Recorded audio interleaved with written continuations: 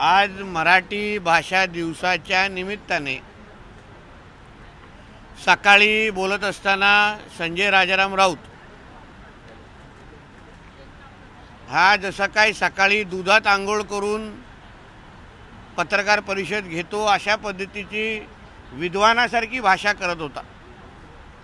जसं काय ह्यांची भाषा अतिशय शुद्ध आणि ह्या कधीच कोणाला खालच्या पातीवर टीका करत नाहीत अशा पद्धतीचं वर्तन होतं।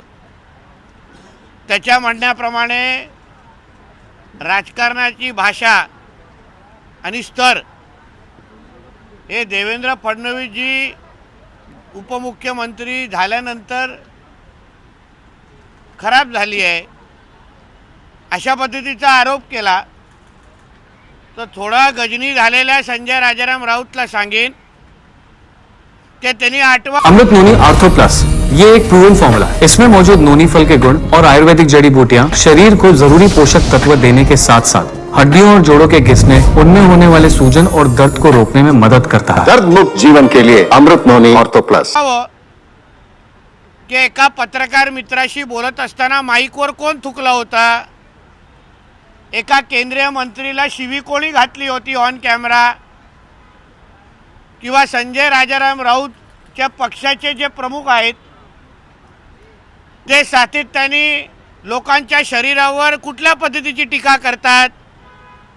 किंवा हा स्वतः एका डॉक्टर महिलेलाशी बोलत असताना जेव्हा त्याचं कॉल रेकॉर्डिंग पब्लिक झालेलं तेव्हा त्याची भाषा किती चांगली होती। म्हणून मराठी भाषा दिवसाच्या निमित्ताने दुसऱ्यांना भाषेचे धडे देण्यापेक्षा तुझ्या आणि तुझ्या मालकाला शुद्ध मराठी भाषा कशी वापरायची, विरोधकांवर टीका करत असताना खालचं स्तर कसं गाठायचं नाही यावर थोडा स्वतः मार्गदर्शन घ्या आणि मग अन्य लोकांवर टीका करण्याची हिम्मत करा। धन्यवाद।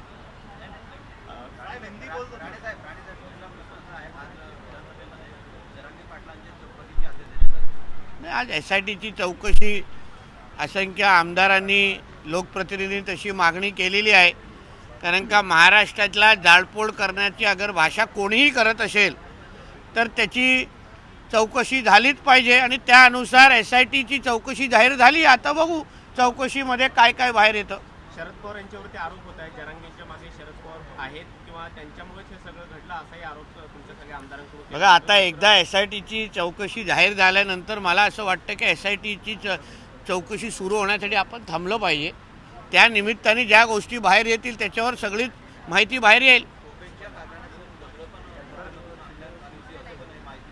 माहितीपेक्षा जरांगे पाटलांचे जे जुने सहकारी आहेत जे शिवबा संघटनेमध्ये आहेत त्यांनी जी काय माहिती दिली त्यानुसार, म्हणून परत सांगतो आता SITची चौकशी जाहीर झालेली आहे, थोडं जरा थांबा आणि त्याच्याबद्दलची भूमिका काय असेल तर कळेल। भाजपला काही झालं तरी पवारांवरच बोट दाखवायची सवय आहे, त्यांनी आरोप केला। मग अवेळी चुकीच्या जागी बोट न घातलेलं तर मग बोटला दाखवण्याची वेळ येणार नाही ना। म्हणजे योग्य जागी योग्य बोट घातलं तर मग समाधान भेटतो। जरांगे पाटील यांची थोडी नरमाईची भूमिका दिसत नाही। ते अजूनही म्हणतात की मला ज्यांनी फेसटाईम कॉल केला होता, फेसटाईम तर व्हॉट्सअप आपलं आयफोनवर होतो, तो जर कॉल केला तर त्याची पण यादी मी बाहेर काढीन आणि माझ्याकडे कॉल। बघा एक लक्षात घ्या, परत तुम्हाला सांगतो SIT चौकशी जेव्हा जाहीर होते ती फार सखोल चौकशी असते। म्हणजे फोन कोणी कोणाला केला, कसा केला, कोण कोणाला कुठे भेटलं हे सगळ्या बाबतीची चौकशी आता येणाऱ्या दिवसामध्ये होईल आणि सगळी माहिती आता SITच्या चौकशीनंतर आता काय उरणारच नाही। प्रत्येक गोष्टीची प्रत्येक टोकाची माहिती घेतली जाईल आणि मग त्या पद्धतीची चौकशी होईल। आता बघा ही त्यांची भूमिका आहे की नाही, तर मला वाटतं त्याच्यावर SITमध्ये माहिती येईल। भुजबळ, विजय वडेट्टीवार आणि नाना पटोले यांच्यावरती जेव्हा जरांगेंनी चुकीचे शब्द अजून काय दुसरा विषय आहे का? SIT प्रोब जाहिर कर दी गई है स्पीकर द्वारा। आप ही ट्रांसलेट हिंदी में ही करें, मतलब कुछ नहीं है भाई। SIT जब जाहिर होने के बाद जो इन्फॉर्मेशन बाहर आएगा तभी के लिए थोड़ा तो रुकिए ना। सारा का सारा ब्रेकिंग न्यूज़ आपको आज का क्यों चाहिए? जब SIT रिपोर्ट हाउस में या बाहर आ जाएगा तो अभी मालूम पड़ेगा कौन किधर क्या क्या जला रहा था, क्या क्या पत्थर फेंकने को बोल रहा था, कौन किसने किसको कहाँ फ़ोन किया, ये सारी की सारी इन्फॉर्मेशन अभी SIT में बाहर आ जाएगी. सर, आज मराठी भाषा गौरव दिन आहे, भाषेचा आपण उल्लेख केलाच आहे आता. तर जी राजकारण्याकडून पण जी असंशोधित भाषा ऐकायला मिळते किंवा जे होते, त्यामुळं महाराष्ट्राच्या राजकारणात पूर्वी असं कधी भाषा ऐकायला मिळत नव्हती, ती आता ऐकायला मिळत आहे. ते पण कोणी सुरू केली आणि कोणी थांबवावी ह्यावर मला असं वाटतं कुठे ना कुठेतरी विचार झाला पाहिजे. अगर ॲक्शन टू रिॲक्शन आम्हाला द्यायला लागत असेल तर जे सुरू करणारे जे लोक आहेत, भाषेचं स्तर म्हणजे खालती आणणारे जे लोक आहेत, कोणाच्या शरीरावर, कोणाच्या कुटुंबावर, कोणाच्या आईवडिलांवर, एका महिलेवर, हे जे काय टीका टिप्पणी करणारे लोक आहेत, ह्या लोकांनी अगर पहिलं भूमिका घेणं बंद केलं तर मला असं वाटतं की त्या पद्धतीचं उत्तरच बंद होईल. पण यामध्ये जनता भरली जात नाही का, किंवा त्यांच्यावरती जे लहान मुलं आहेत, नवीन पिढी, त्यांच्यावरती वाईट संस्कार होतात? असं म्हणून तुम्हाला बोलतो नाही, हे आम्हाला कोणालाच आवडत नाही अशा पद्धतीने, कारण का ह्याच्याशी काय जनतेशी काय लेणं येणंच नाही. पण शेवटी बोलणारे जे लोक आहेत त्या लोकांनी बोलणं थांबवलं तर उत्तरं मिळणं कमी होणार.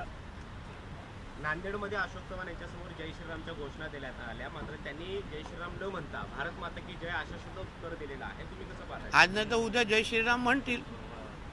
आता तर नागपूरच्या आमच्या संघ कार्यालयामध्ये पण आमच्याबरोबर येतील.